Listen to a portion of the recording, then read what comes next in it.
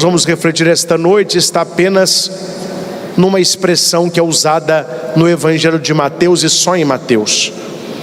Um dos 12 discípulos, chamado Judas Iscariotes, foi ter com os sumos sacerdotes e disse: "O que me dareis se eu vos entregar Jesus?"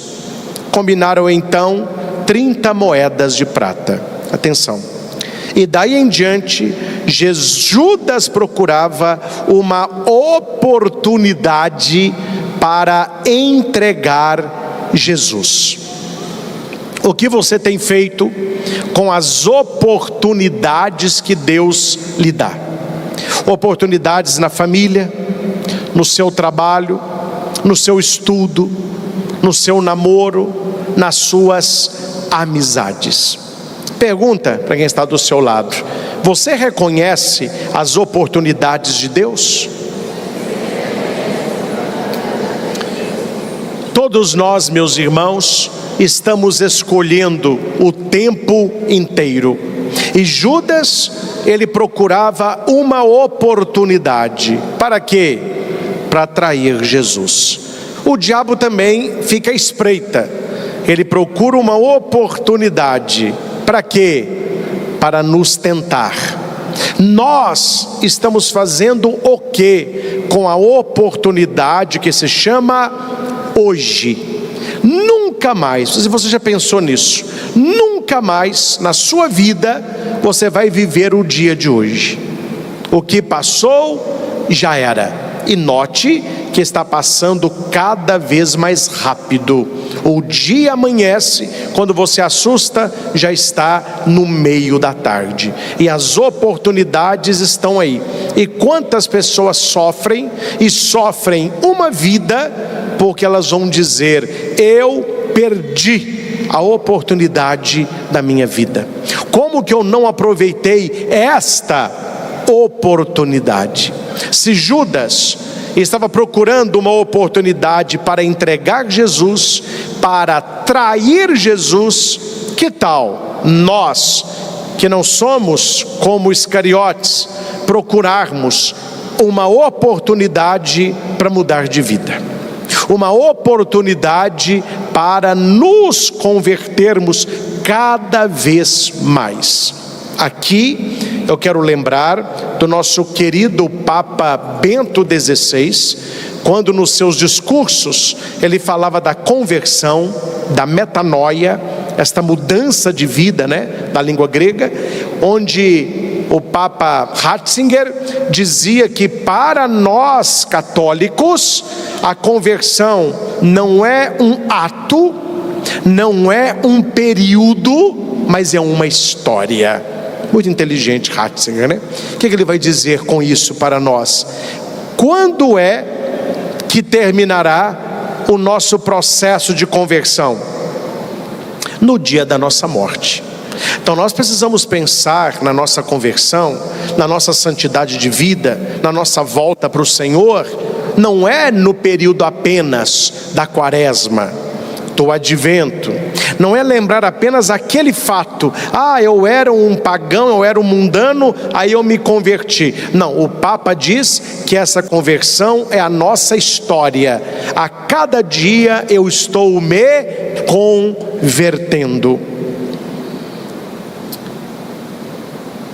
São Gregório vai dizer: convertei-vos e vivereis para Deus. A conversão, ela traz vida. Vamos repetir isso? A conversão, ela traz os senhores vida. São espertos. Se a conversão traz vida, o pecado traz. Tanto a santidade como o pecado são oportunidades aproveitadas ou não. Deus coloca as oportunidades dele, os diabos também as dele. Qual nós estamos escolhendo? Quando olhamos para Jesus, não estamos contemplando apenas uma história bonita, um personagem histórico. Cuidado com isso. Cuidado com isso. Hoje o linguajar é muito perigoso, porque nós vivemos uma época onde a realidade não se impõe mais, onde a verdade não se impõe mais. O que impõe é o diálogo, é a palavra, é a expressão, é o conceito. Não importa a realidade, se o conceito é bem falado, muda-se a realidade. Ouvi uma frase num ambiente um tanto quanto perigoso: se uma pessoa estava certa ou errada. Alguém disse rindo: depende da oratória de quem vai defender. Então não é mais certo e errado, é uma questão de fala. E cuidado, meus irmãos, porque muitos, numa fala muito bonita, muito sedutora, aveludada, eles transformam Jesus Cristo num personagem histórico, assim como foi Cleópatra, assim como foi Napoleão Bonaparte, assim como foi Dom Pedro I, um personagem histórico. Só que aqui há uma diferença. Por que Jesus não pode ser enquadrado apenas como um personagem histórico? Porque todo personagem histórico, ele tem início, meio e fim. Ninguém aqui conversa com Cleópatra, ninguém aqui dialoga com Dom Pedro I, ninguém aqui recebeu um sangue redentor, não é? De qualquer personagem histórico. Não, eles passaram. Jesus permanece. Ele é o que era, que é e que vem. Jesus Cristo ontem, Jesus Cristo hoje, Jesus Cristo sempre. Jesus é o Emanuel. Ele está vivo, ressuscitado. Ele não é um personagem histórico, ele é uma pessoa. E por ser pessoa, eu entro em contato com ele, eu me relaciono com ele. É por isso que nós estamos na Semana Santa, não relembrando apenas uma história bonita.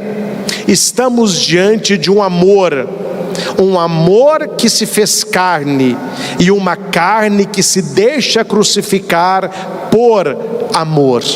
E não é uma história muito bela, não é uma história muito bonita.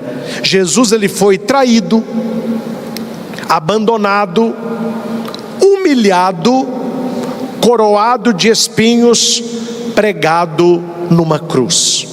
E essa história não bela foi por minha e por sua causa. Nós não podemos, meus irmãos, ficar insensíveis perante o mistério do crucificado. É por isso que a igreja, muito sábia, ela orienta que nos templos católicos e que na sua casa você tenha um belo, um grande e um verdadeiro crucifixo. Jesus fixo na cruz, crucifixo.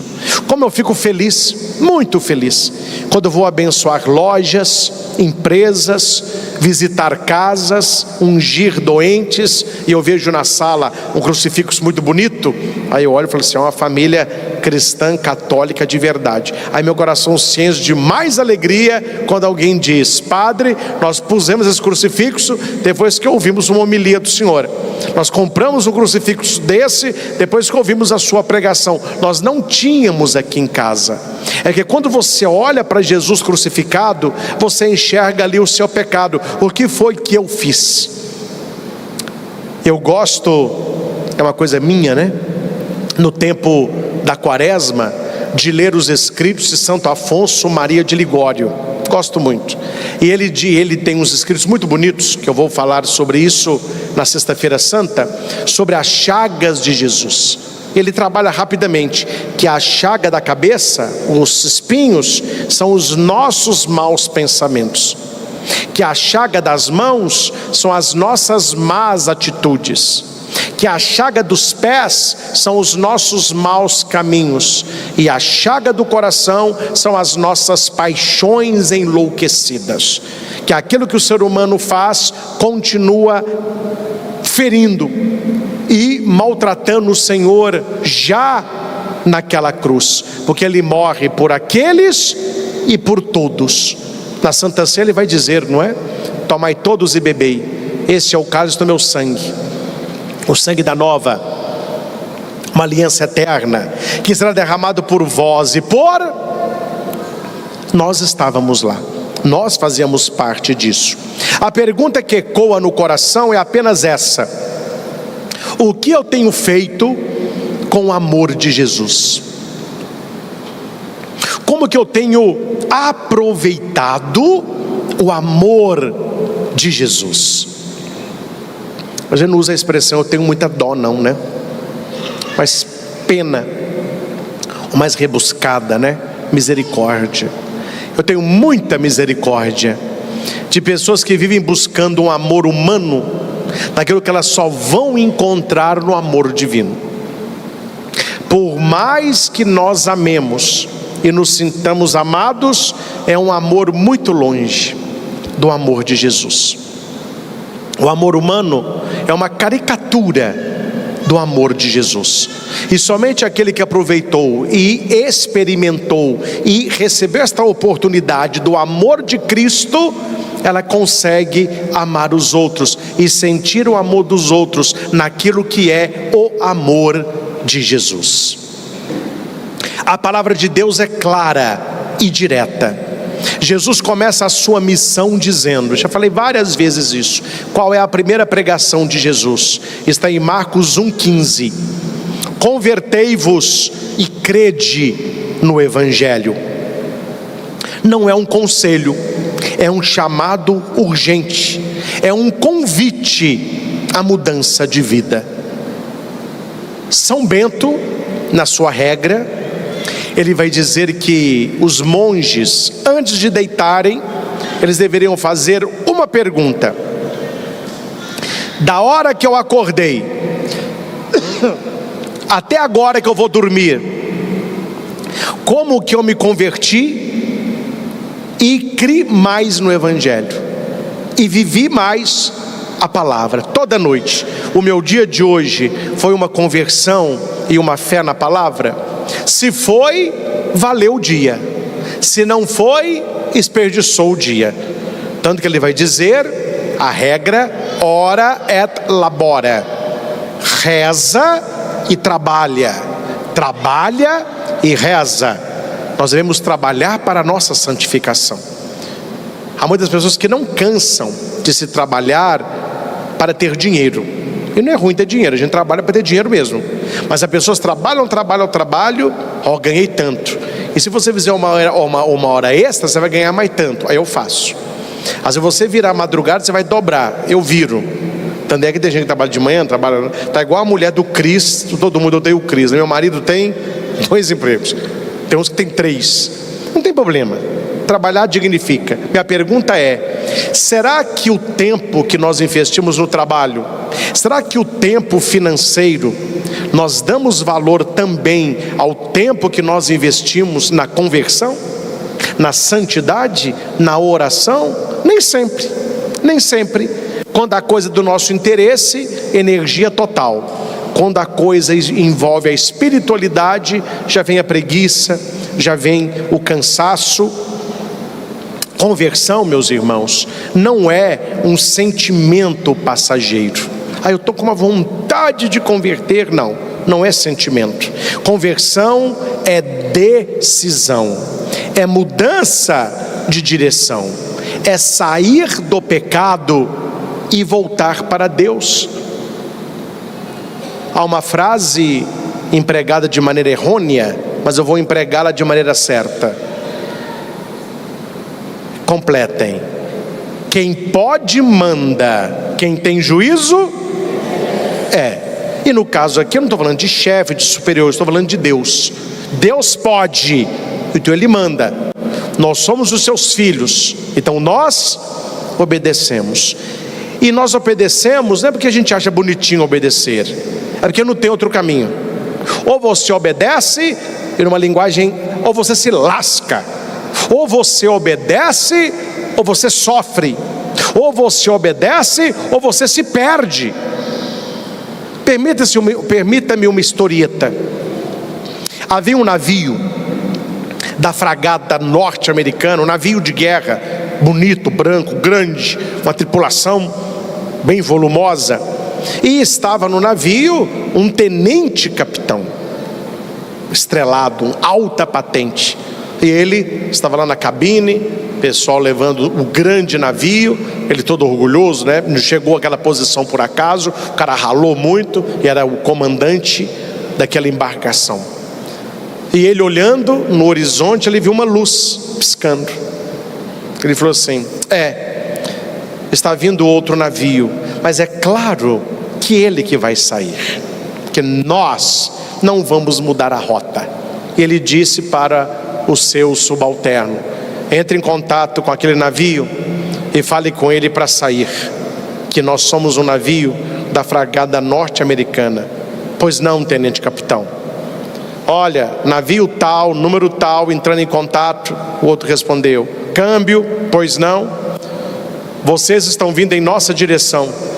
Favor virar o navio de vocês em 15 graus. Aí o de lá respondeu: eu acho melhor vocês virarem. Falou: tenente, falaram que é para nós virar. Fale com ele, pergunte qual que é a patente dele. Câmbio, pois não, é o mesmo navio chamando de novo. Ó, estão chegando perto, hein? Exatamente, mas eu quero saber qual que é a sua patente. Eu sou marujo. Um minutinho só. É marujo. Então diga para ele a minha patente. Pois é, quem pediu para você tirar o seu navio do caminho é o nosso tenente capitão. Ele é o comandante de um navio norte-americano. Tá bom, mas fale com o tal do tenente capitão que é melhor ele tirar um navio dele. Fale com ele para ele ser humilde e para ele me obedecer, para ele tirar esse navio, pois eu não vou tirar o meu, pois nós vamos em linha reta. E o marujo deu uma risada e disse: eu escutei o que ele falou, mas fale com ele para ele aproveitar a oportunidade e virar um navio, porque eu não sou um barco, eu estou no farol. O tenente disse: vire 15 graus a bom bordo. Meus irmãos, quem pode manda, quem tem juízo obedece. Por mais alto que fosse a patente, ele sabia: ou eu obedeço e eu me salvo, eu salvo o navio e a tripulação toda, ou eu vou ficar firme na minha decisão e vou me espatifar no rochedo, porque eu não é um navio, é um farol. Deus é o farol da nossa vida, e quando Ele diz vira, muda de vida, muda a rota, pega outro caminho, vive diferente, larga o pecado, obedeça, meus irmãos, porque aquele que pode está mandando. Convertei-vos e crede no Evangelho. Quero partilhar com vocês 3 versículos bíblicos. Joel 2,13: rasgai o vosso coração e não as vossas vestes, e voltai para o Senhor. Conversão. Atos 3,19: arrependei-vos, pois, e convertei-vos, para que sejam apagados os vossos pecados. Conversão. Segundo Crônicas 7,14: se o meu povo se humilhar, rezar, me buscar e se converter dos seus pecados, eu o ouvirei e curarei a sua terra, e curarei a sua família. Meus caros irmãos e irmãs, você que está conosco, Deus não quer a nossa aparência de santidade, Ele quer o nosso coração, um coração transformado, um coração redimido. Não mostre o seu coração para todo mundo, porque quem não conhece de joia irá te tratar como uma bijuteria. O nosso coração, ele deve ser mostrado primeiramente a Deus, porque Deus nos conhece. O que é a oração? É o encontro de corações. É o meu coração pecador com o sagrado coração de Jesus, com o imaculado coração de Maria. E neste encontro eu dou a minha miséria e eles me concedem misericórdia. Não é para os outros verem, é assunto de coração. É importante dizer com toda clareza: Deus não nos criou para o pecado. Deus não me criou para o pecado. Vamos responder? Vamos repetir? Deus para o pecado. Olha que bonito, Eclesiástico 15, versículo 11 e o 12, versículo 20. Não digas: foi o Senhor que me fez pecar, porque Deus não faz ninguém pecar. Ele não faz o que odeia. Não digas: foi Ele quem me fez errar, pois não necessita de pecador. Ele não deu a ninguém a permissão de pecar e de fazer o mal. Ou seja, meus irmãos e irmãs, o pecado não vem de Deus. O pecado é uma escolha nossa. É aproveitar a oportunidade do jeito errado. Eu não sei se você sabe, o remédio e o veneno, a diferença é a dose. E todo veneno esconde o antídoto. É no pecado que nós descobrimos o valor da santidade. É na escuridão que nós descobrimos o valor da luz. É nos afastando de Deus como filho pródigo que a ficha cai. Na casa do meu pai tem pão com fartura. O pecado é uma escolha, e se foi uma escolha, ele pode ser abandonado. Jesus não morreu na cruz para que continuemos vivendo do mesmo jeito. Ele morreu para nos libertar. 1 Pedro 2,24. Ele carregou os nossos pecados sobre o seu corpo e o seu madeiro, a fim de que, mortos para os pecados, vivamos para a justiça. Olhar para a cruz e entender: não dá mais para brincar com pecado. Não dá mais para viver na superficialidade. Não dá mais para adiar a conversão. Ontem estive em Itaúna, rapidamente, numa cerimônia de exéquias, no velório. Uma família muito amiga, muito querida. E na hora da minha pregação junto aos familiares, eu dizia assim: hoje ela, amanhã nós. E se a nossa também for hoje? O pessoal assusta, né? Credo, padre, credo. Falei: não será. Mas se fosse, o nosso coração estaria preparado. A nossa história seria de santidade. A nossa morte seria encontro. Na vida eterna, festa. Não sabeis o dia e a hora. Então não fica brincando com aquilo que não é de brincar. Toda mãe aqui já falou essa frase para o seu filho, né? Minha mãe dali não deixou mentir.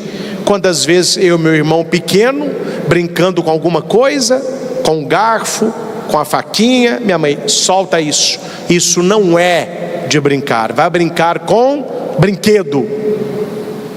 Tem gente que brinca com a salvação. Tem gente que brinca com a própria alma.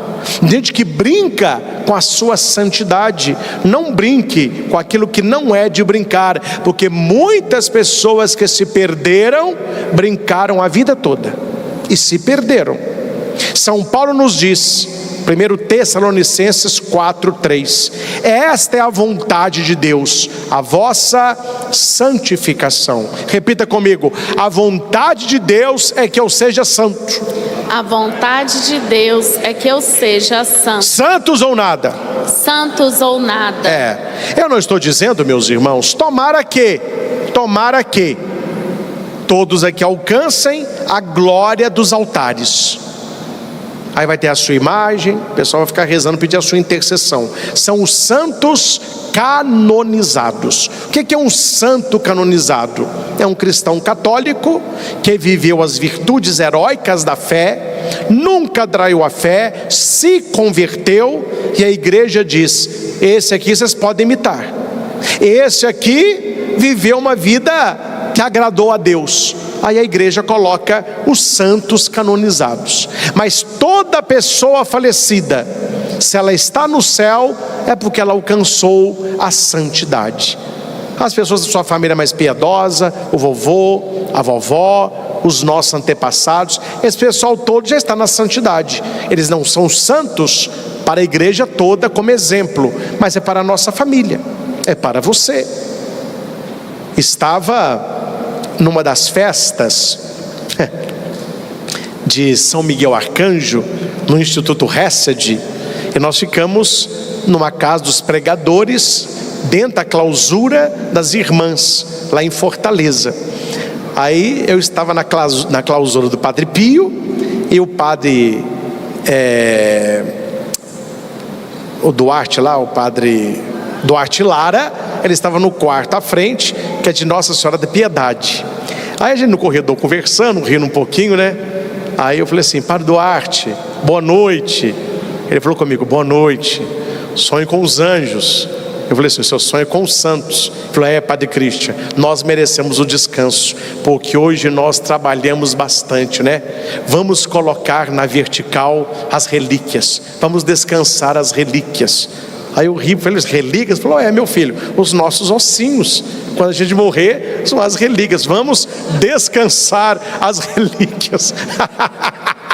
Aí desse dia em diante, toda vez que eu estou lá no mosteiro, a irmã Chiara Maria, que é a generalíssima, né, a que cuida dos pregadores, ela fala: Padre, o senhor está cansado, tome café para o senhor descansar as relíquias. Falei: se Deus quiser, um dia será. Meus irmãos, esse é o nosso sonho. Esse deve ser o seu sonho, de que você seja uma pessoa santa, não aos olhos dos homens, mas para agradar o coração de Deus.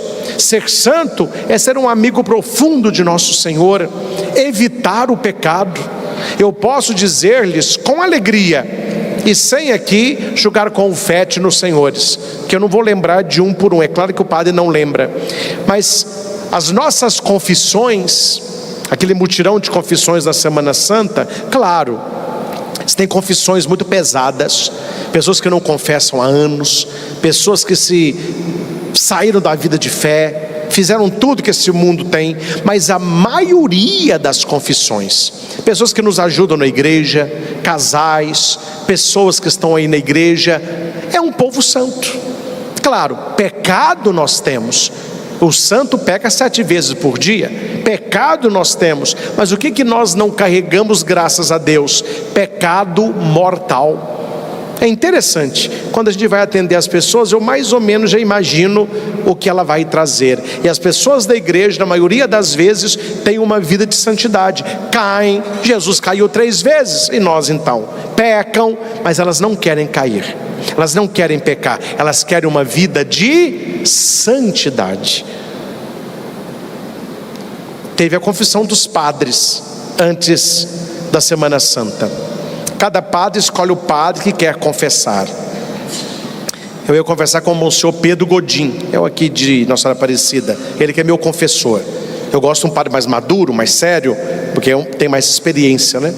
Aí ele saiu e ele pediu para confessar com outro padre, eu fiquei esperando. Aí veio um padre: Padre Christian, o senhor atende a minha confissão? Eu falei assim: atendo. Aí ele me deu a estola dele, ele fez a confissão dele. Eu falei: aproveitar que eu já estou aqui, deixa eu confessar também. Eu falei: olha, já que você me atendeu a minha confissão, eu atendi a sua, você atende a minha. Tá bom, Padre Christian, que alegria. Aí eu peguei a estola e pus no pescoço dele. Falei assim: quais são os seus pecados? Eu falei assim: vale repetir? Efeito espelho. Quer dizer, praticamente a mesma coisa. E por que isso acontece? Porque numa vida de um padre, que é um servo do altar, um homem consagrado, que busca a santidade, já se imaginam quais são os pecados daquele padre ali. Quer dizer, padre, pelo menos a maioria, devem ter os pecados que a gente já imagina. Faltou a paciência. Um dia cansado, faltou a oração. Faltou a caridade. Eu falei uma mentira. Eu tive uma inveja. Eu falei isso. Mas aqueles pecados mortais, isso aí espera-se que o sacerdote não tenha, porque não é o estilo de vida dele. Como quando eu recebo um homem casado, uma mulher casada, eu espero mais ou menos qual é os deslizes ali. Um jovem de igreja. Por que eu estou partilhando isso, meus irmãos? Porque nós somos um povo santo e pecador. Nós não somos só um povo pecador, nós somos um povo santo. Tem muita gente boa, tem muito jovem se comprometendo com a santidade. De vez em quando eu chego, realmente eu chego mais em cima do horário da cerimônia. Não é sempre. Você tem algum acólito, né? Esses jovens aqui, padre, o senhor me atende de confissão? Falei, antes ou depois? Se formos, depois eu atendo, em cima da hora. Não, vem aqui rapidinho. A gente entende mais ou menos a vida deles. E eu posso dizer, são jovens que estão no mundo, estudam, namoram, trabalham, jogam bola, mas trazem no coração um desejo: eu quero agradar a Deus, eu quero servir o altar, eu quero ser um pouquinho do que foi Carlo Acutis. Ou seja, a santidade não está longe, meus irmãos. Ser santo não é tão difícil como se imagina. O diabo quer colocar a santidade não como algo difícil, como algo impossível para você desistir. Mas se Deus está pedindo, não será fácil, mas é possível. Deus não nos pede o impossível. Hoje é o dia da decisão. Talvez você veio para esta igreja carregando um vício, um pecado. Você está preso em alguma situação. É momento de abandonar isso. É momento de escolher um outro caminho. Hebreus 13:15. Hoje, se ouvirdes a sua voz, não endureçais o vosso coração. Não é para amanhã, não é para a próxima quaresma, não é para ano que vem, é hoje. Olhe para Jesus na cruz, veja o quanto Ele te amou e responda com a sua vida. Jesus não quer uma resposta que sai da sua boca, Ele quer uma resposta que saia do seu coração. Decida abandonar o pecado. Decida buscar a confissão. Decida voltar à oração. Decida viver uma vida santa. Porque quem entendeu o amor de Cristo não consegue mais viver longe dele. Que por intercessão de Nossa Senhora das Dores, que nós celebramos nesta Semana Maior, o Senhor nos conceda um coração arrependido, uma alma decidida e uma vida transformada. Repita comigo: eu quero um coração arrependido, uma alma decidida e uma vida transformada. Louvado seja nosso Senhor Jesus Cristo, para sempre seja louvado.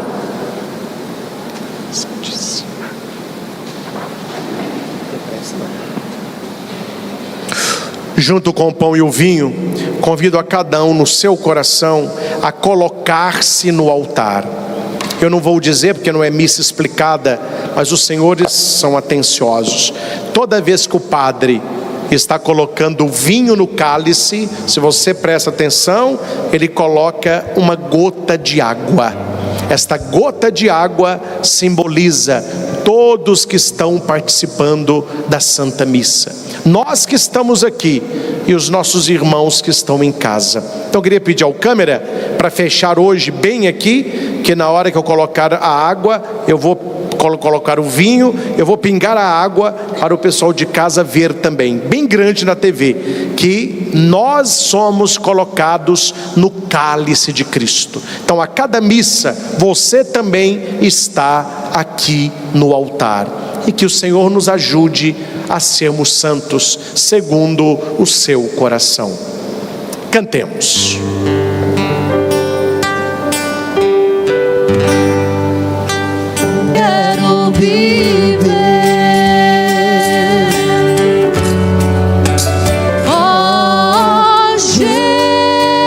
Jesus.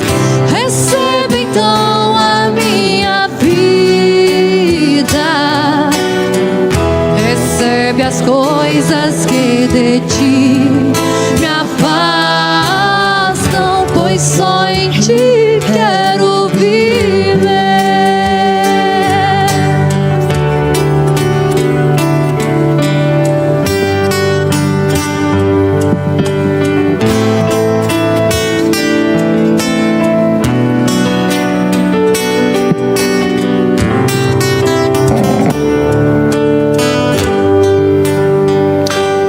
Orai, irmãos e irmãs, para que o meu e vosso sacrifício seja aceito por Deus Pai Todo-Poderoso. Receba o Senhor por tuas mãos este sacrifício, para a glória do seu nome, para o nosso bem e de toda a sua santa igreja. Acolhei, Senhor, nossa oferenda e deixai agir vossa misericórdia, para que ao celebrarmos o mistério da paixão do vosso Filho, alcancemos a plenitude dos seus frutos, por Cristo nosso Senhor. Amém. O Senhor esteja convosco. Ele está no meio de nós. Corações ao alto. O nosso coração está em Deus. Demos graças ao Senhor nosso Deus. É nosso dever e nossa salvação. Na verdade, é digno e justo, é nosso dever e salvação, dar-vos graças sempre em todo lugar, Senhor Pai Santo, Deus eterno e todo-poderoso, por Cristo Senhor nosso, pois sabemos que já se aproximam os dias da sua paixão salvadora e de sua gloriosa ressurreição, dias em que é vencido o poder do antigo inimigo e é celebrado o mistério da nossa redenção. Por ele os coros dos anjos, alegrando-se eternamente na vossa presença, adoram a vossa grandeza. Concedei-nos também a nós associar-nos a seus louvores, dizendo a uma só voz: Santo, Santo, Santo, Senhor Deus do universo, o céu e a terra proclamam a vossa glória. Hosana nas alturas. Bendito que vem em nome do Senhor. Hosana nas alturas. Na verdade, ó Pai, vós sois santo, fonte de toda a santidade.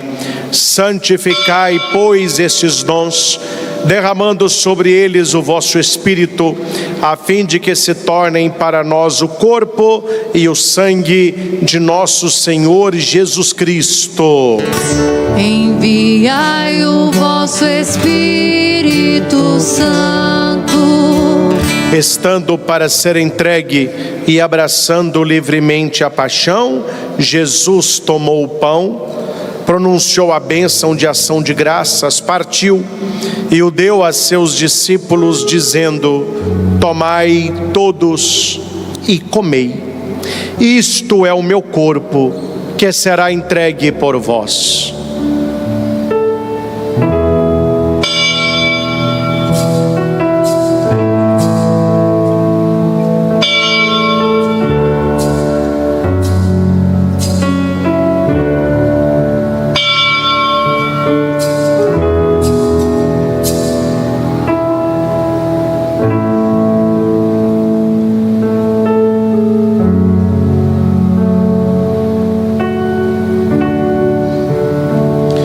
Do mesmo modo, ao fim da ceia, o Senhor tomou o cálice em suas mãos, deu graças novamente e o deu a seus discípulos, dizendo: tomai todos e bebei.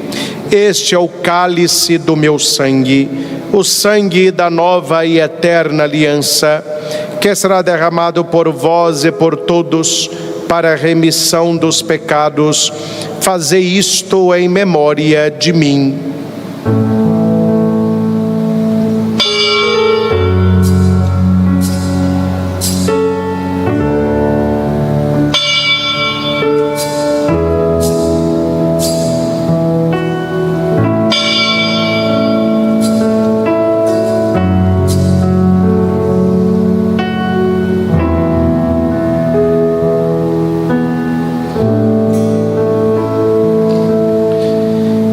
Mistério da fé.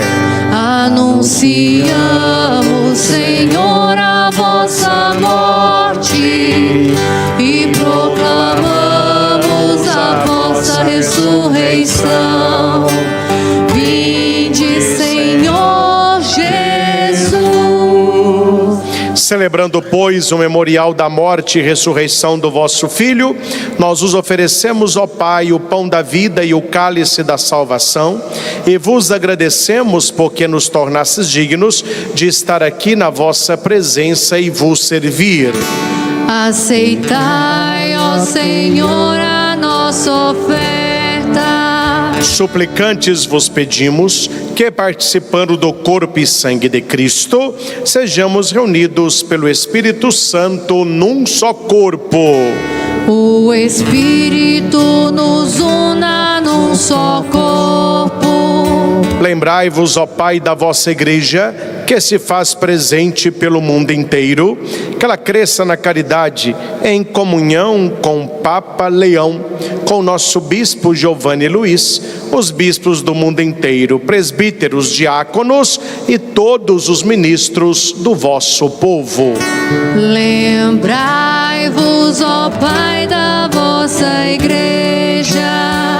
Lembrai-vos também, na vossa misericórdia, dos nossos irmãos e irmãs que adormeceram na esperança da ressurreição, as intenções desta Santa Missa, nossos entes queridos já falecidos, que recordamos com amor e saudade,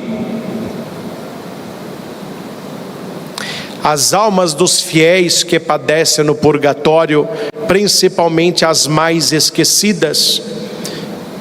Lembrai-vos destes, ó Pai, e de todos os outros que partiram desta vida.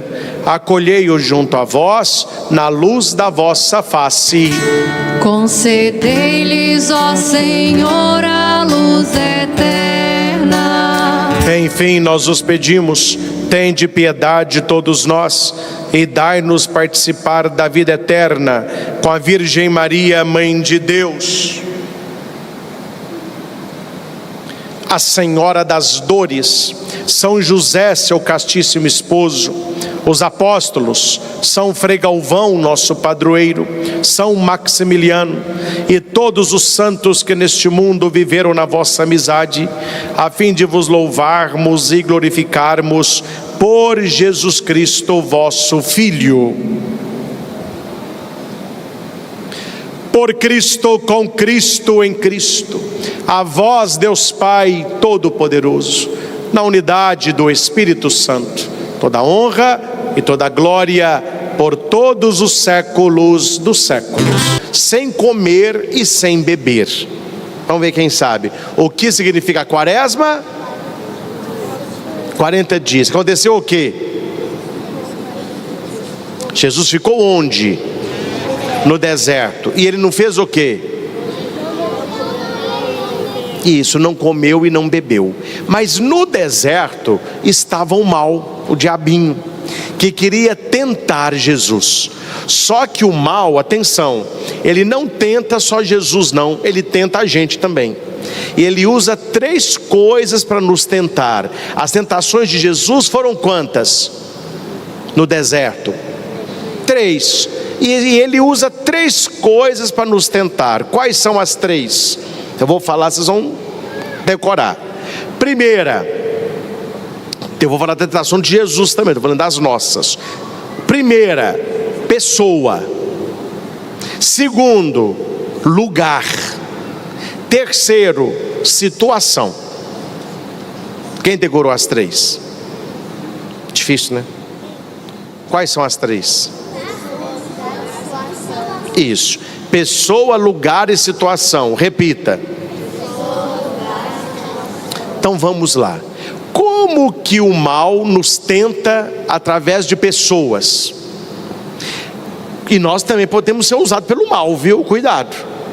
Quando a pessoa tira a nossa paz, quando a pessoa faz raiva na gente, quando a pessoa bate, tudo de ruim que alguém faz, o diabinho usa para tirar a nossa paz. Ele rouba a nossa paz. Então tem gente que fica com medo do mal. Eu tenho medo do diabo, eu tenho medo. Não, ninguém vai ver o diabo, que ele fica usando as pessoas. São pessoas que vão tirando a nossa paz e fazendo aquilo que não pode. E nós também devemos ficar espertos, porque se o mal usa pessoas para atrapalhar a vida da gente, ele pode usar a gente para atrapalhar a vida dos outros. Então nós devemos ser instrumentos de paz, não podemos ser amigos do mal. Então o diabinho usa pessoas.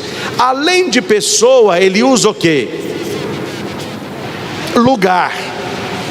O que é lugar? Tem lugar que você vai e que as coisas lá não estão bem, aí você sente raiva. Tem lugar que você vai que as pessoas que estão lá não querem rezar, elas querem só pecar. Tem lugar que a pessoa vai só para beber. Tem lugar que a pessoa vai só para fazer coisa errada. Esses lugares, o mal, ele está ali também. Então ele usa de gente e ele usa de lugares. Há lugares que o mal, ele gosta de estar. É lugar que a gente não pode estar. Então ele tenta a gente através de pessoas. Pessoa te chama para fazer coisa errada. Vamos fazer tal coisa? Vão quebrar um vidro de uma casa, vão bater no cachorro da vizinha, vão bater no nosso coleguinha, vão roubar o que não é nosso, vão pegar aquele dinheiro ali, São as pessoas. Pessoas nos levam para o mal, mas tem lugares que as pessoas vão para praticar o mal mesmo, né? Cuidado com esses lugares. Então o mal, ele usa pessoa, ele usa lugar e ele usa situação. O que é situação? É quando você está com pessoas em algum lugar e que aparece a situação de fazer a coisa errada. Exemplo: você está num lugar, você foi para um sítio final de semana, ninguém sabe quem está lá, só está você, seus amigos. Aí lá no sítio, com estas pessoas, neste lugar, surge a situação que você pode fazer uma coisa errada. A escolha é nossa. Exemplo: uma pessoa que trabalha com dinheiro, ela está num lugar trabalhando com dinheiro, não tem câmera, não tem ninguém olhando ela está sozinha e tem um dinheirinho na gaveta. Ela é a pessoa, o lugar que ela está é o trabalho, e qual que é a situação? O dinheiro dando sopa ali. Aí a pessoa pensa: será que eu posso pegar uma... Depois você fala, deixa eu falar primeiro. Será que eu posso pegar uma nota? Será que eu posso roubar um dinheiro? É a situação. A situação, eles falam, né? A situação faz o ladrão. Não, uma pessoa que namora, que é noiva, que é casada, ela está numa situação que ela pode cometer o pecado com outra pessoa, ela vai ter que escolher. Então se você junta a pessoa errada, no lugar errado, com a situação errada, não vai terminar bem. Então quais são as 3 coisas que o mal usa para a gente pecar? Quais são? Pessoa, lugar e situação. Aí nós vamos para a primeira leitura. Vamos ver quem vai saber. Quem são as 2 pessoas? Adão e Eva. Qual é o lugar? O jardim. Qual é a situação? A tentação. Vocês estão bons, hein? A tentação, certinho. São os 2 no jardim e a tentação. Até ali não havia pecado. Ser tentado não é pecado. Sabe o que é tentado? Quando você fica pensando em fazer uma coisa errada. Só de pensar não é pecado, não. Aí eu estou pensando em desobedecer minha mãe. Aí eu estou pensando em chutar aquele cachorro ali. Aí eu estou pensando em dar um soco no meu colega. Aí eu estou pensando em falar uma mentira. Enquanto você estiver só pensando, é a tentação. Quando que a tentação vira pecado? Quando você faz isso, quando você comete aquilo. Então o diabo aparece para tentar Adão e Eva. Na verdade ele vai tentar Eva primeiro. É comer o fruto proibido. Deus disse: vocês podem comer de qualquer coisa, desse fruto não pode comer, é pecado, vocês vão morrer. Aparece a serpente e vai falar com Eva assim: você não pode comer desse fruto aí não? Ela falou: não, posso comer de todos, desse aqui Deus diz que não pode não, porque a hora que eu comer esse fruto, eu vou morrer. Aí o diabo disse: mentira, você não vai morrer. Deus falou para você não comer, porque o dia que você comer, você vai ser igual a Deus. Encher um homem de quê? De orgulho, de soberba. O homem queria ser grande como Deus. Agora presta atenção aqui. Aqui tem um segredo. Deus disse: não coma que morre. O que Deus disse? O que a serpente disse? Pode comer que não morre. O que Deus disse? Não coma que morre, isso não pode comer. O que Deus disse? Não coma que morre. O que a serpente disse? Pode comer que não morre. É mentira. Agora me falem, quem é que fala? É no final, deixa eu acabar, eu estou fazendo a reflexão. Ninguém levanta a mão não, ninguém vai falar agora, deixa eu falar primeiro, depois vocês vão falar. Quem que está falando a verdade? Deus ou o diabo? E Eva escutou Deus ou o diabo? O diabo. Aí ó o ser humano aí, tá difícil, hein? Pessoa, lugar e situação. O diabo passou a língua em Eva, trocou a verdade de Deus por uma mentira e transformou a mentira dele em verdade. Eva chama Adão e dá para ele ainda o fruto proibido, o pecado, e os dois pecam. Adão e Eva, eles andavam de roupa? Eles andavam como? Pelado, é isso mesmo. Só que eles não tinham pecado. Então Adão estava sentado assim, via a Eva pelada, nem tchum, é minha esposa, criaturinha de Deus, bonita Eva. Aí Eva andava para lá. Aí Adão estava lá pescando. Aí Eva olhava para Adão peladão. Adão peladão ficou parecendo. Aí Eva olhava lá para Adão peladão. Aí Adão todo peladão lá. Aí a Eva olhava, pedacinho dele, meu marido é Adão, bonitinho, viu? Bonitinho. Até aí ninguém tinha pecado nos olhos, era normal. Mas quando eles pecaram, qual foi a primeira coisa que eles viram? Não, isso é depois. Quem dera, meu filho, quem dera. Isso. Eles viram que eles estavam nu. Só que antes de comer o fruto proibido, eles estavam vestidos? Não, eles estavam o quê? Só que antes do pecado, eles estavam sem roupa, mas era obra de Deus. Eles não tinham maldade nos olhos. Mas depois que eles pecaram, a maldade entrou. Aí Eva olhou, meu Deus, eu estou pelada. Aí colocou umas folhinhas aqui, colocou umas folhinhas aqui. Adão falou, meu Deus, eu não posso ficar assim. Colocou um pelo aqui. Por que eles estavam pelados antes? E ninguém ligava para nada, e agora tiveram vergonha. Porque o pecado estraga a obra de Deus. Deus fez o ser humano bonito. Não é para a gente ficar andando pelado não. Mas é porque quando Deus faz a sua obra, tudo é bonito. O diabo vem e coloca o quê? Maldade. E não é só no pelado não. Quem dera que o pecado fosse só você andar pelado. Ele coloca a maldade no olho. A gente desconfia das pessoas. As pessoas desconfiam da gente. Você está andando na rua, vê uma pessoa, se for de noite, você está andando na rua, lá com seu papai e com a mamãe, indo lá para sua casa. Aí aparece uma pessoa andando assim no outro lado da rua, na escuridão. O que você acha que é? O que pode ser? Pode ser um ladrão, pode ser alguém para te fazer mal, pode ser uma pessoa normal passando, pode ser humilhante, pode ser um tanto de coisa. Só pode ser alguém disfarçado. Olha,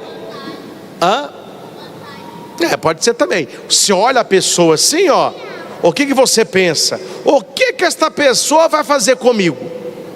Porque o pecado entrou no mundo. O ser humano tem medo dos outros. Às vezes não tem medo de quem a gente conhece. Mas você vê uma pessoa que você não conhece, ai meu Deus.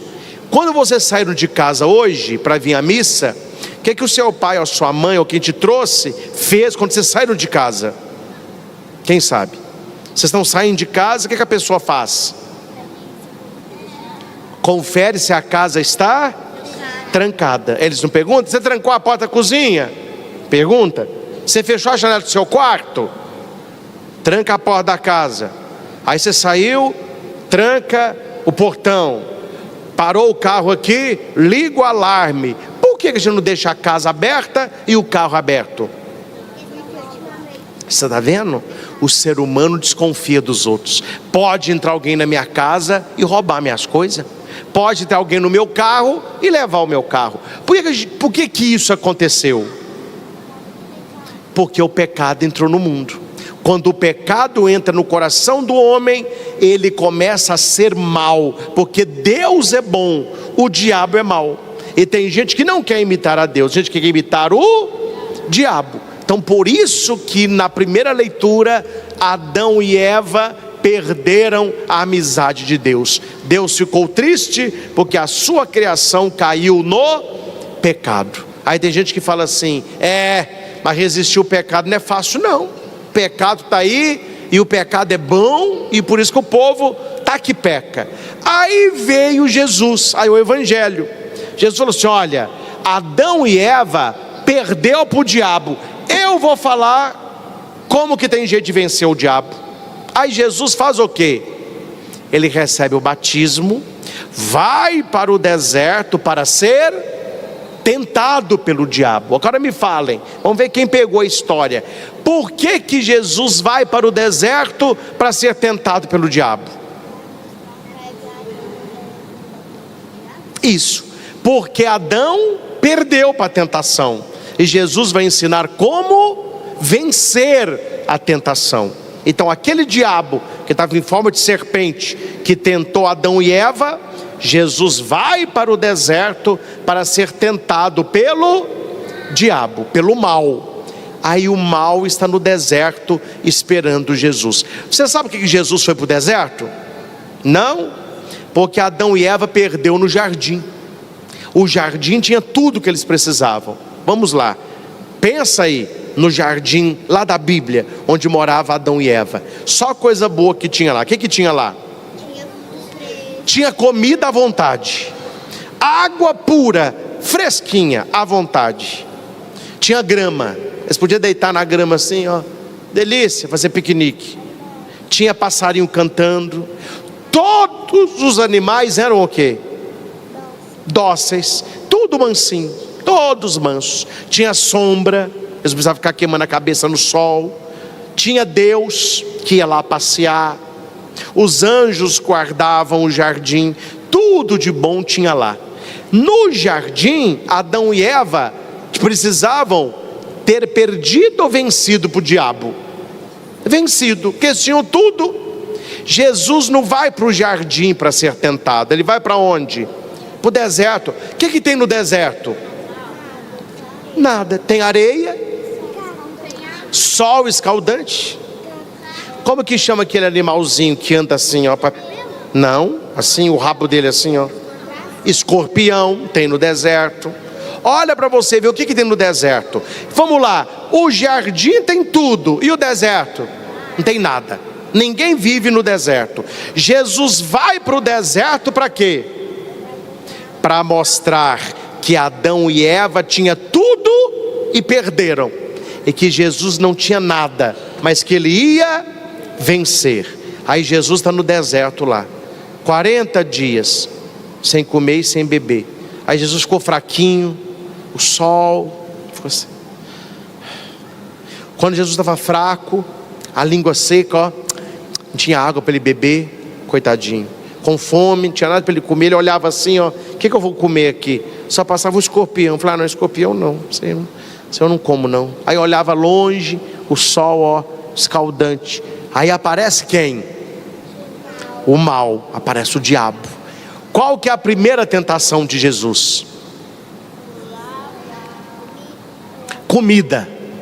Jesus estava com fome, o diabo apareceu e falou com Jesus assim: ei Jesus, você está numa fome danada, hein? Jesus, não coma 40 dias. Você tem poder, não tem? Jesus tinha poder? Tinha. E o diabo sabe que ele tem poder. Então, se você é filho de Deus, prova que você é filho de Deus agora para mim. Transforma essa pedra em pão. Aí o diabo pega uma pedra e dá para Jesus: toma essa pedra aí, ó. Transforma essa pedra em pão. Jesus tinha poder de transformar uma pedra em pão? Tinha, ele é filho de Deus, todo poder. Só que se ele transformasse a pedra em pão, ele estaria obedecendo a quem? O diabo. A gente não pode obedecer o diabo, não. O diabo deu uma ordem para ele: transforma essa pedra em pão aí. Eu vou sentar aqui para ver o espetáculo, Jesus, vai aí, estou de olho em você. Transforma essa pedra em pão. Aí Jesus fala: não só de pão vive o homem, mas de toda a palavra que sai. Olha, o que Jesus ensinou a gente a vencer a tentação? A não ficar preocupado só com pão, mas conhecer a palavra, a Bíblia. Sabe, nessa tentação de Jesus, o que é pão? Não é só o pão de comer, não. Pão é tudo que a gente precisa para viver. Então o que é pão? Comida. O que mais? Roupa, casa, pai, mãe, professor, escola, colega, bebida, dormir, tudo. Pão é o que a gente precisa para viver. Por isso que o Pai Nosso fala: o pão nosso de cada dia. Claro, ele tem a figuração da Eucaristia, mas o pão de cada dia é o que a gente precisa para aquele dia. É tudo que a gente precisa. E Jesus fala: eu não preciso só de pão, não, eu preciso da palavra de Deus. Venceu a primeira tentação. Aí o diabo: eu não quis comer, mas eu vou tentar outra coisa. Ele vai mostrar agora se ele tem poder mesmo. Aí ele pega Jesus, leva Jesus lá para o alto, ó. Sabe como que chama lá no alto, lá fora? Quem sabe? Não, aqui em cima, ó, em cima daquela bola lá. Luz, cruz. Não, lá em cima, ó, em cima do teto. Telhado. É tipo um telhadinho. Aqui não tem telhado, mas é um telhado. É porque lá no templo de Jerusalém, o lugar mais alto se chamava pináculo. O que é isso? O lugar mais alto da igreja. Ou é uma torre, ou é o pináculo. O diabo pecou Jesus e levou Jesus lá para cima, em cima da igreja, e falou para Jesus assim, ó: pula daqui. Aí Jesus: esse santuário aqui é muito alto, eu vou pular daqui de cima. Pode pular, porque o seu pai deu uma ordem para os anjos: quando você pular, os anjos vão te pegar. E outra coisa, né, Jesus? Vou falar uma verdade aqui. O senhor aqui no deserto, não tem ninguém aqui. Aqui, eu não estou vendo ninguém aqui. Tem alguém no deserto? Não tinha ninguém no deserto. O que tinha no deserto? Areia, sol esgaltante, escorpião. O diabo falou para... Olha o diabo falou assim: ô Jesus, me ajuda aí, você está bem ridículo, viu? Não queria falar não, você está meio ridículo. Você está aqui no deserto, não tem ninguém para ver o seu poder. Não, aqui eu vou te colocar no alto do pináculo. Quer ver só? Ao diabo, ó. Um povão estava lá no pátio, fez assim, ó. Aí Jesus, aí o diabo: olha lá o povão lá. Todo mundo olhou para cá. Lá no deserto, ninguém vai te ver, ninguém sabe que você está lá jejuando. Mas aqui, imagine só, Jesus, que show, hein? Você pula do pináculo, todo mundo: ele pulou, os anjos vêm e te pegam. Todo mundo vai falar assim: ele é filho de Deus mesmo. Que poder! Olha, ele está flutuando, ele voa. Meu Deus, que poder! Os anjos estão pegando ele. Ele é filho de Deus mesmo. Então, Jesus, eu estou te dando uma chance para você mostrar o seu poder. Aqui no deserto está com nada no balaio, aqui não tem nada. Pula aqui de cima que você vai ter poder. Os anjos vão te segurar e o pessoal vai acreditar. Isso não é uma tentação boa? Todo mundo ia acreditar em Jesus. Só que Jesus viu a maldade do diabo. Porque se Jesus pulasse de lá, além de ele dar obedecendo o diabo, ele estava o quê? Tentando a Deus, colocando Deus à prova. É a mesma coisa sua mãe, seu papai, fala com você assim: não sobe nessa escada alta não, que você vai cair. Aí você sobe lá em cima e fala assim: eu vou pular, que o meu pai vai me segurar, que minha mãe vai me segurar.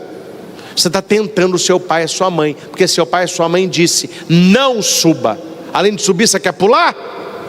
Aí Jesus vai dizer para o diabo: eu não vou cair na sua língua, seu diabo. Eu entendi o que você está falando. Não tentarás a Deus. Se eu pular daqui de cima, eu estou tentando a Deus. O diabo venceu a segunda tentação. Que droga! Ele não transformou pedra em pão e não quis pular daqui de cima. Ele podia ser poderoso. Jesus fugiu da soberba, do orgulho. Deixa as pessoas me verem. Não, isso aqui não vai funcionar não. Aí o diabo falou: mas eu tenho mais uma tentação. Todo mundo gosta de dinheiro, riqueza.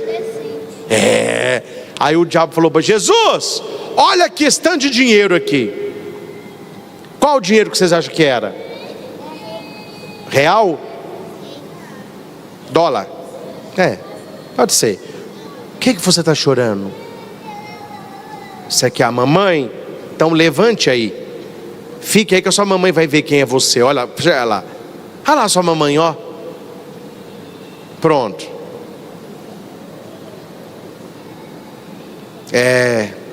Essa menininha brasileira, eu falei do dinheiro, ela começou a chorar. Olha lá, foi lá pro colo da mãe. O negócio tá feio, meu filho. Mas vamos lá, continuando aqui a explicação. O diabo mostrou os reinos, dinheiro, ouro. Ele falou para Jesus: te dou tudo isso aí. Aí Jesus olhou e falou assim: nossa, vai ser muita coisa, ó. Vou ficar muito rico. Não, rico não, milionário. Milionário não, bilionário. Jesus olhou e falou assim: é muito dinheiro mesmo. Mas me diga aqui, você não me dá nada de graça? O diabo dá alguma coisa de graça? Não, ele oferece com uma mão e pega com a outra. O Sonic falou: ninguém dá nada de graça. Aí o diabo ofereceu muita riqueza. Mas o que ele falou para Jesus? Eu te dou tudo isso, mas tem que fazer uma coisa só. O que é que ele tinha que fazer? Isso. Se você ajoelhar e me adorar, tudo isso é seu. O Jesus, ó, tô fora. Você está doido? Eu vou ajoelhar para um diabo? Não. A gente não adora o diabo, a gente adora só a Deus. Jesus, a gente adora Jesus. Ninguém acredita. Ninguém. Aí Jesus falou: não vou ajoelhar, eu adoro somente a Deus Pai. Aí o diabo falou assim, ele venceu as 3 tentações. Aí o que o diabo faz? Vai embora, vazou. Quando o diabo vazou, quem que apareceu? Apareceu um tanto. Os anjos vieram e fizeram o que com Jesus? Não.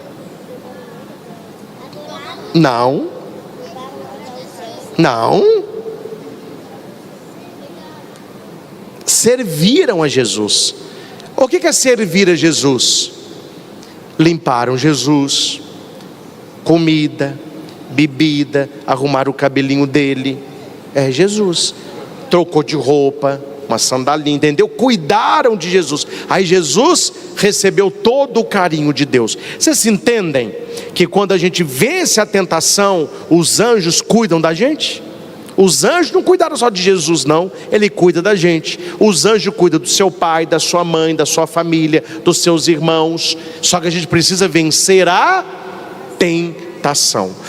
O que o evangelho de hoje, vamos ver quem entendeu. O que o evangelho de hoje me ensinou? Lembra da primeira leitura? A vencer as tentações. O Adão e Eva perdeu, Jesus venceu. E para terminar, atenção, vocês estão muito bem, viu? Vocês estão de parabéns. Como que Jesus venceu as 3 tentações? Pensa aí. Vamos começar com ela. Tá. Mas vamos parar de conversar. Você falou, ele não acreditou no diabo. Ele não deu, acreditar é dar crédito. Ele não deu crédito para o diabo. O diabo falou, transforma essa pedra em pão. Não. Pula daqui de cima. Não. Ajoelha no meu pé. Não. Vocês agora vão fazer o que Jesus fez. Eu vou fazer a parte do diabo aqui. Transforma essa pedra em pão. Pula aqui de cima. Ajoelha no meu pé. Desobedece o pai e a mãe.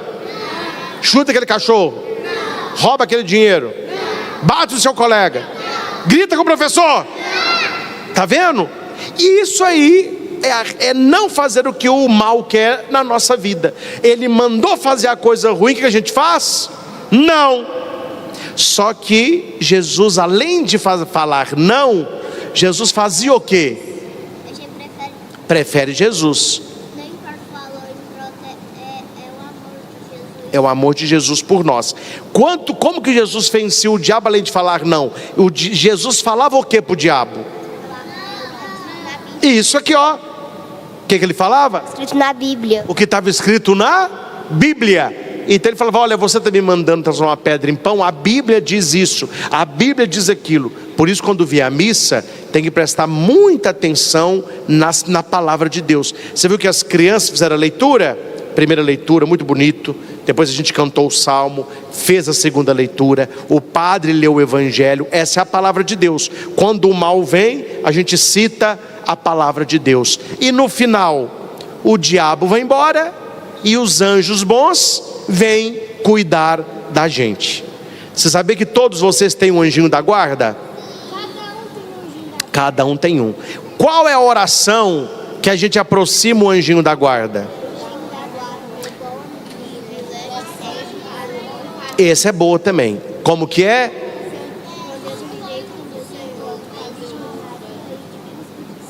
Ó, vocês viram isso aqui?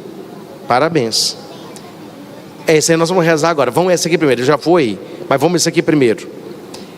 Anjinho da guarda. É na hora de deitar, né? Com Deus eu me deito. Com Deus eu me levanto. Com a Virgem Maria e o Divino Espírito Santo. Em nome do Pai, do Filho, do Espírito Santo. Aí você pode dormir em paz.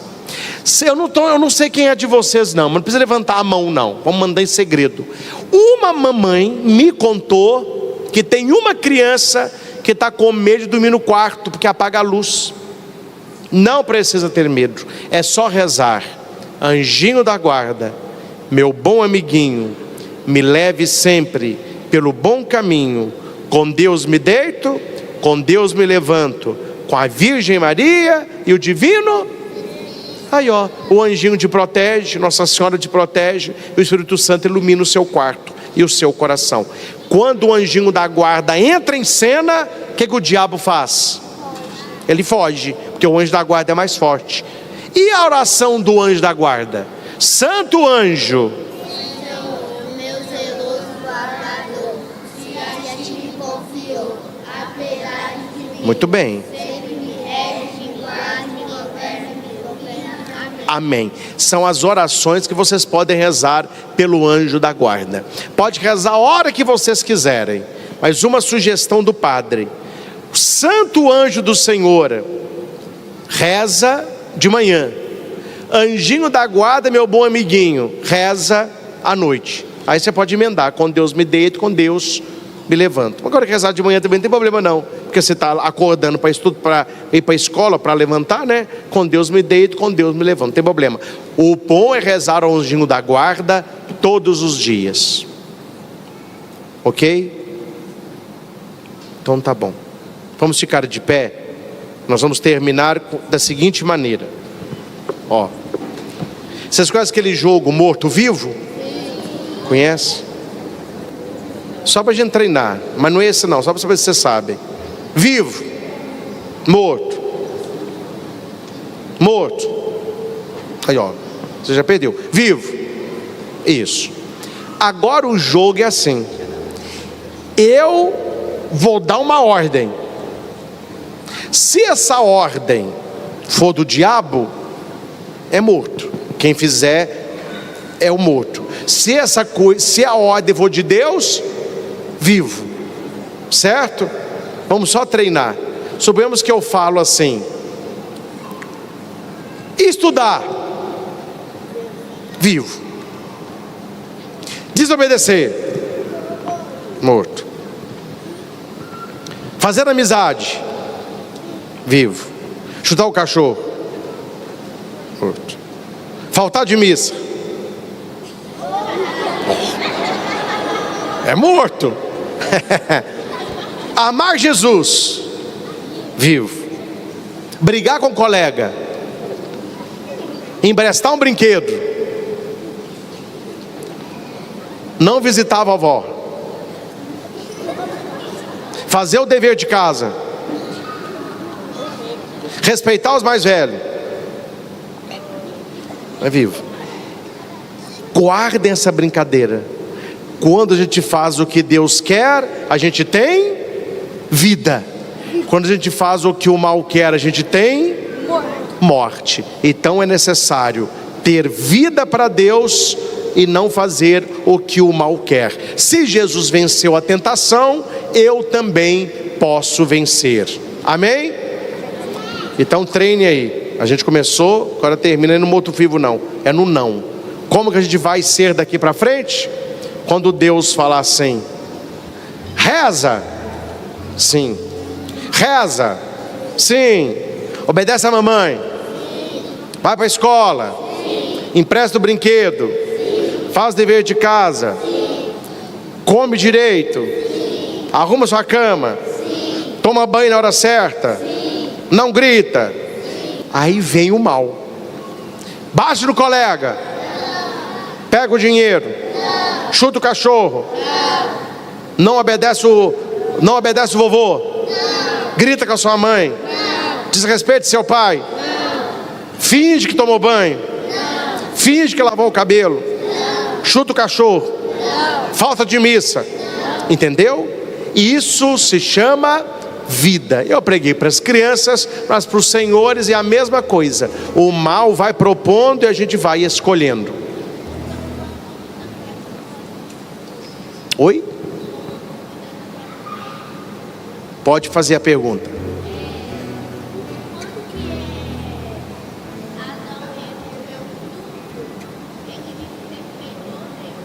Isso. Não, aí não foi nem para o inferno nem para o céu. Eles perderam o paraíso. Eles perderam o jardim, a companhia de Deus. Ele perguntou se quando Adão e Eva desobedeceu a Deus, eles foram para o céu e para o inferno. Que eles não tinham morrido, né? Eles não morreram não, eles só desobedeceu. Quando desobedeceu, o anjo falou assim: ó, vocês desobedeceram, fora do jardim. Eles perderam a amizade com Deus. Agora lá na frente, se eles desobedeceram, aí eles perdem o céu mesmo. Mas eles perderam foi a amizade com Deus. É o que o pecado faz, né? A gente confessa, a gente perde a amizade com Deus.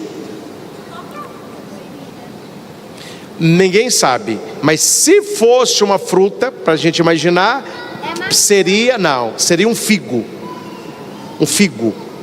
É que quando Jesus vai citar Israel, porque isso é mais difícil de entender, porque isso é muito nova. Mas quando Jesus vai citar Israel, toda vez que ele vai falar sobre fruto, sobre pecado, ele sempre cita a figueira. Então, os pintores medievais pintaram a maçã.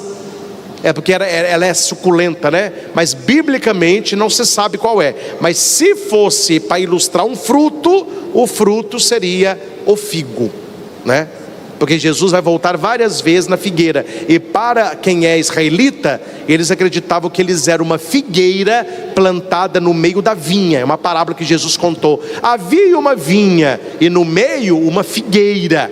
Qual que é essa figueira? Seria esse fruto do bem e do mal, né? Mas aí não importa o fruto, era um fruto proibido. Não é uma fruta, né? Não é uma fruta, é um fruto. Mas se você quer imaginar, seria um figo.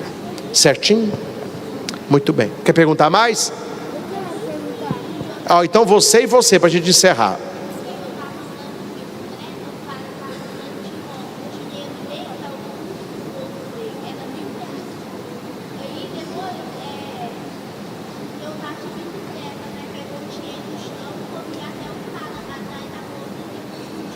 Ó, você viu? Você agradou a Deus e venceu o diabo, parabéns.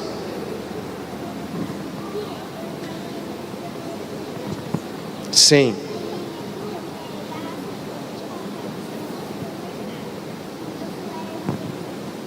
Viu aí, ó? Como se chama isso? Boa ação. Na quaresma se chama esmola. É você ajudar as pessoas. Parabéns. E você? Mas o diabo, o veneno era preto ou não?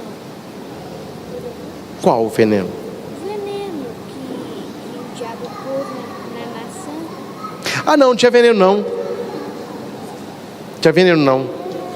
Não, ele está perguntando se o diabo colocou veneno na maçã para Eva morder. Isso aí está mais para a Bela adormecida, né? Mas não tinha veneno não. O fruto era proibido. Deus falou, não pode comer. Não tinha veneno não. Ele comeu, ele desobedeceu a Deus. Mas não tinha veneno não. O veneno foi a palavra dele, que ficou assim, come. Entendeu? Era um fruto venenoso, não era um fruto proibido. Deus falou para não comer. Então quer dizer que Adão e Eva acreditou em diabo? Foi, viu? Foi isso aí. Deus falou, não come. O diabo pode comer. Ele acreditou no diabo, por isso que eles pecaram, perderam o paraíso. E nós estamos colhendo os frutos até hoje, essa bagunça.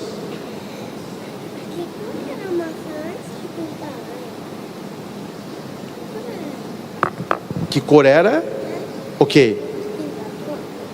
Antes de pintar ela. Não, já era dessa cor mesmo.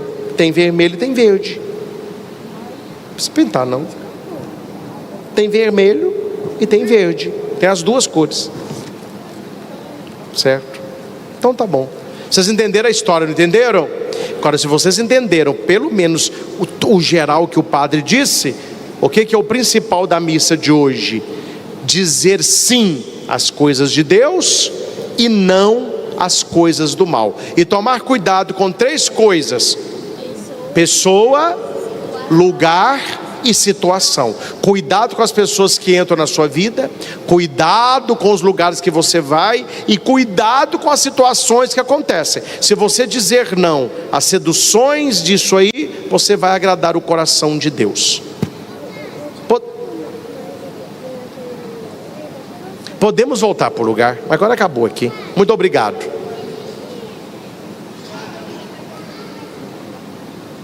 Não entendi? Vem cá. Eu não estou entendendo o que você está falando. Existe esse aqui, sabe quando a gente guarda dentro do quarto? Eu nunca escutei isso. Você conhece? É uma brincadeira? Que é isso?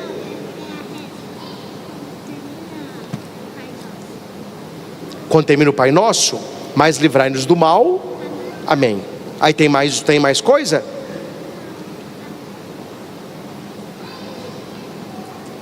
Então livrai-nos do mal, acabou. Não deixem entrar em tentação, mas livrai-nos do mal. Amém. Só na missa que não tem amém, porque o padre continua o Pai Nosso, mas o Pai Nosso é só isso mesmo, viu? Então tá bom, pode voltar, Deus abençoe. Vamos continuar a missa, depois vocês vêm rezar o Pai Nosso. Aprendeu a historinha de Jesus? Gostei, você falou Jesus, é isso aí. Tá bom? Vai com Deus. Os meninos, as perguntas. Muito bem, vamos professar a nossa fé. Creio em Deus Pai Todo-Poderoso, Criador do céu e da terra, e em Jesus Cristo, seu único Filho, nosso Senhor, que foi concebido pelo poder do Espírito Santo, nasceu da Virgem Maria, padeceu sob Pôncio Pilatos, foi crucificado, morto e sepultado, desceu à mansão dos mortos, ressuscitou ao terceiro dia, subiu aos céus, está sentado à direita de Deus Pai Todo-Poderoso, de onde há de vir a julgar os vivos e os mortos. Creio no Espírito Santo, na Santa Igreja Católica, na comunhão dos santos, na remissão dos pecados, na ressurreição da carne, na vida eterna. Amém. Queridos irmãos e irmãs, oremos por todos aqueles que se preparam para celebrar a Páscoa, conduzidos pela palavra e pelo Espírito, dizendo: renovai